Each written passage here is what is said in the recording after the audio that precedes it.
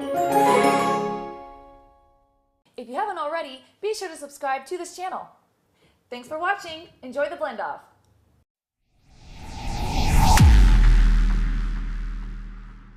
Hello everyone and welcome to the Daily Vitamin. Today we are doing a hot soup blend off to see which one of these high-speed, high-powered blenders can blend hot soup. So yeah, we will be taking the temperature of each soup in each blender and we will be discovering who's going to take this hot soup blend off. Yeah, and the way these blenders cook your soup is actually from the friction of the blades. It's a natural, there's no heating element inside the blender. It's just natural friction coming off the blades. Basically the blades are spinning so fast in a confined small space that it's causing a lot of heat to come off the blade. So I also want to mention that the Vitamix and Blendtec come with automatic soup settings. So it's really simple to use. You just start it and it runs on its own and stops on its own. Yeah, it's a really nice feature. The Vitamix, you could just set the dial to soup, flip the switch, and it runs for 5.5 minutes. And the Blendtec, you push the button, it's the soup button, and it runs for 90 seconds. The Blendtec supposedly heats up the soup a little bit quicker than the Vitamix, we're going to find out. But basically for the Blendtec, every time you push the button, it's just going to keep getting hotter and hotter until it reaches like, you know, a high temperature. All right, so let's go ahead and test the temperature of the soup. We're going to see how fast these blenders can heat the soup in 3-minute intervals. We are starting with room temperature water, around 60 degrees for this soup blend off. So to make fresh hot soup in a high-powered blender, you want to run the blender on its highest speed for a long period of time, usually 6 to 10 minutes depending on the blender model. Each blender design has different heating capabilities. The way the blender heats the soup is from natural friction caused by the blades. The blades are able to spin at a very high RPM, revolutions per minute, which in a small confined space is able to cause a large amount of heat to come off the blades, which in turn causes the soup to heat up. In this performance test, we discovered that the Blendtec, Vitamix, and Nutribullet heated up the soup equally after 3 minutes. We let the blenders run for another 3 minutes to see how hot the temperature of these soups can get. Depending on the blender model you have, your soup can reach temperatures of up to 180 degrees in a matter of minutes. You can quickly liquefy whole foods and cook them right in your blender. Soups made in a blender are healthy and fresh, and contain no preservatives or additives. We let the blenders run for another 3 minutes for a total of 6 minutes to see how hot the soups can get. And what we found out was that the results were the same. The Blendtec, Vitamix, and Nutribullet all successfully heated up the soup to equally steaming hot temperatures.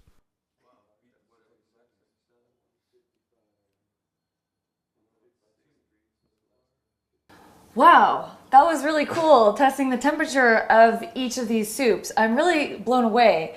Yeah. Especially by the Nutribullet. Yeah, I'm totally like astonished how hot this Nutribullet, the Nutribullet actually heated up the temperature hotter than the Vitamix and Blendtec by a couple degrees.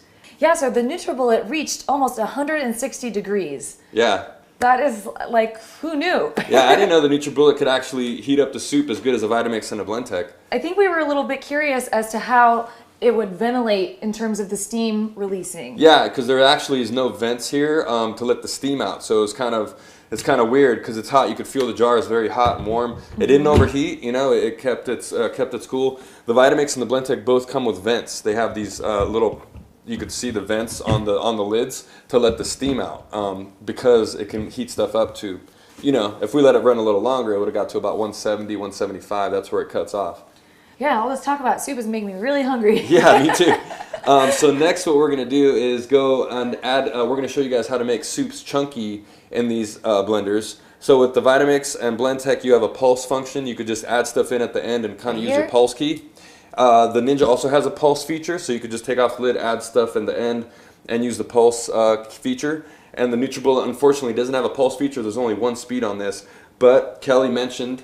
So I was thinking that if you wanted to make your soup a little bit on the chunkier side in the Nutribullet, you would simply just add the thicker pieces into the jar. Add them in. And then you would hit the power button and then just hit the power button to turn it off when you've reached your desired consistency of chunkiness. Yeah, so you basically hit the power button and then hit the power button right away. Because... Just like that. So, because you don't want it to run too long because the corn, beans, chicken, steak, chips, whatever you throw in there is going to get liquefied. You want it just kind of chunks to be floating around. Yeah, it's going to liquefy if you don't turn the power button off because there is only one speed. Yeah, that's the only downside of the Nutribullet. But all in all, it did a great job. Yeah, it's really impressing me over here. So basically, so far, everything, look, the Nutribullet won the heating contest, but now we're going to do a taste test. So we're going to make it chunky and do a taste test. I'm excited. So here we go. Another great thing about blender soups is that you can make them chunky by adding in ingredients after everything is liquefied. You could add in chips, corn, beans, chicken. Just make sure the chicken is cooked first. And then use the pulse button these blenders offer to shred and chop the ingredients into little pieces. The trick is not to liquefy them, but to actually have chunks in there. To learn more about these high-powered, high-speed blenders, read our full review at thedailyvitamin.com. A link to the review is below this video. So I'm excited to see who's going to win this blend off. So far, the Nutribullet is barely in the lead. It heated up the temperature just a couple degrees hotter than the Vitamix and the Blendtec, which were about equal. So right now, the winner is the Nutribullet for the hot soup blend off, surprisingly enough. In terms of the temperature. But now it's the taste test. So let's see the taste and let's see which one tastes the best when we get started. This is the really exciting part. Yeah, the Blendtec. You want to get this? Yeah. Let's see here. Big moments right here. Is that good? Delicious. Yeah, it's really good. Vegetable soup with some taco seasoning. It's just all vegetables, some taco seasoning. The link for the recipe is right below the video.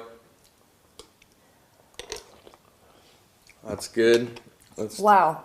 Is that one good too? Let's test this one. That's amazing. I'm thinking I like this one the better. Vitamix, yeah. The Vitamix wins the taste off so far between the Blendtec and the Vitamix. Tastes a little better. It tastes a little smoother. Yeah, it's a little bit smoother. That was a big one. It's just tight, barely smooth. There you go. This one's way different in color than the Vitamix and the Blendtec. It's much more green, and it's going to be cold because it's green, cold. Didn't heat it up as much. Cold soup. Yeah, it's more. But if you like gazpacho, it's actually pretty good. It's like a raw soup. Yeah. Yeah. And now for the big moment, the taste test in the Nutribullet. So if this tastes as good or better, wow, then it's gonna win. It's really warm. Yeah, it's kept its warm because it doesn't have any vents in the lid, so there's no way to vent out the steam. Oh, delicious. Really? Mm-hmm. Wow. Oh my goodness. I love the consistency of it. You know, the Vitamix is better. The Vitamix is better, man. I love that one though. Hands down, the Vitamix tastes better. No, try the Vitamix again. Try those two. Yeah, I mean, the Vitamix, it's a little smoother. I think the Vitamix wins the taste test. I think Blendtec, in my opinion, gets second for taste, and then the Nutribullet gets third for taste. But I don't know. I really love the Nutribullet. That's so much easier to drink. I mean, so much easier. The Nutribullet's just a little bit. I like that though. I like that it's not completely a liquefied soup. I like that it's got some chunkiness to it, but not like chunks. It's more like it's liquefied, but it's a little thicker. This is really, really blended. It's smoother. The Vitamix is smoother. I love this one though. It's well, so delicious. I mean, that's just your taste buds, so you can't really. We're just two people, so you would have to. Yeah. I guess we'd need a couple more people here, but I would say the Vitamix personally. Yeah. And then the Blendtec, and then the Nutribullet. But she's going Nutribullet. Which one would be your second? The Vitamix. Okay, and then the Blendtec. Yeah. Okay, so for taste, the Nutribullet in her eyes, for my opinion, is the Vitamix. So it's a tie between the Nutribullet and the Vitamix. Okay, for the blend off. Yeah. Okay. And then the Blendtec, I guess, gets runner-up. Mm-hmm. Okay, so the Nutribullet and Vitamix tie for this blend off, and that's our final decision. And this poor ninja over here. The poor ninja just getting fourth place here.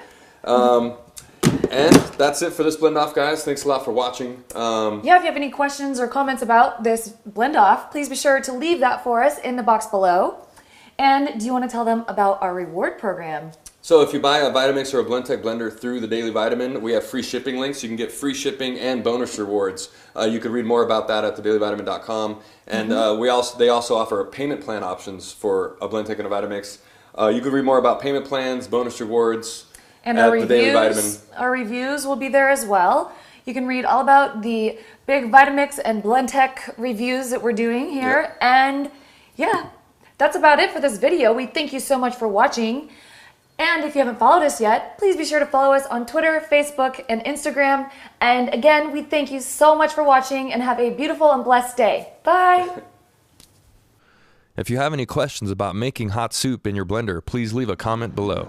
And if you want more information about the differences in functionality and user-friendliness of these high-powered blenders, make sure to read our full review. Happy blending.